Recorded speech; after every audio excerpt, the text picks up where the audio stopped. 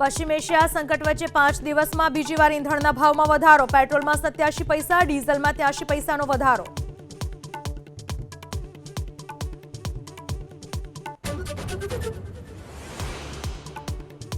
એક પછી એક ઈરાનને ધમકી આપ્યા બાદ ટ્રમ્પે મારી પલટી. બોલ્યા, ખાડી દેશોની અપીલ બાદ ઈરાન પર નહીં કર્યો હુમલો.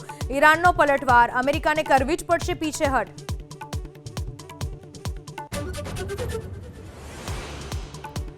ગુજરાત સહિત દેશમાં કાળઝાળ ગરમી. દેશના 22 થી વધુ શહેરોમાં 45 ડિગ્રીથી વધુ તાપમાન. અમદાવાદમાં આજથી 2 દિવસ ગરમીનું ઓરેન્જ એલર્ટ.